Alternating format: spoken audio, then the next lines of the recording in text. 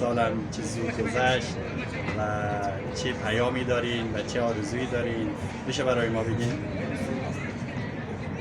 بله، یک سال خیلی زود گذشت. انگار که همین دیشب بود پارسال ما پیام داشتیم و آرزو کردیم و این سال هم یک پیشنهاد دارم به تمام زائرین اربعین حسینی افغانستانی که در سراسر دنیا هست و یک آرزو دارم و اون هم آرزو اول که فرج آقای امام زمان بشه، چرا که فرج آقای امام زمان باعث میشه که حاکم بر تمام دنیا باشه و دومی که یک آسایش و آرامش کامل را برای تمام دنیا و انسانهای آزاده میخوام، مخصوصا وطن عزیزمان افغانستان.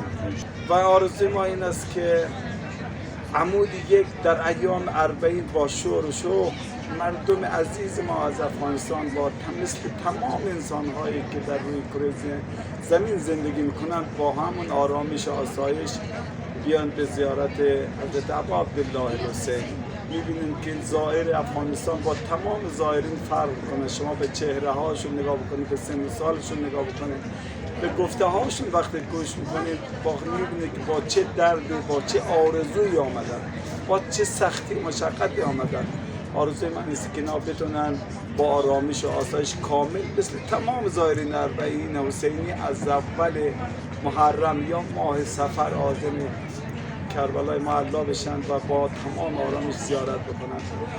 دوم، پیشنهاد من به تمام افغانستانیایی که سر تا سر دنیا هجرت کردن و زندگی میکنن، چه از افغانستان، چه از پاکستان، چه از ایران، چه از اروپا، استرالیا، آمریکا، از هر جایی دنیایی که میخوان عازم بشن، زائر اربعین حسینی بشن، میخوام که یک نشانی به جای بگذارن، یک سهم بگیرن. قطعا سهم داریم.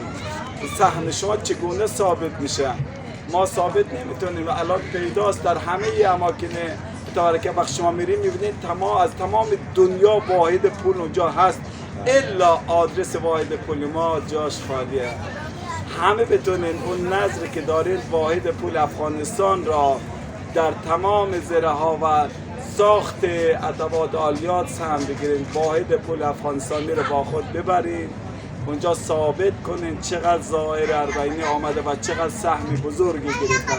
عزیزان ما خیرین بزرگی هستن، مواکب دارن، حسینیه دارن، ایتام خانه دارن، همه برنامه خیریه بزرگایی دارن. ما بهترین آدم های روی زمین را داریم که خیرین ترین اینشان افغانستانی ها هستن. اما تا حالا به این نقطه ظریف اشاره نکردیم که با واحد پول خودمان به تمام دنیا ثابت کنیم که ما هم سهم بزرگی داریم. آرزوی موفقیت برای همه انسان‌های روی زمین، فرج آقای امام زمان و سلامت شما. التماس دعا دارم، اللهم عجل الیک الفرج.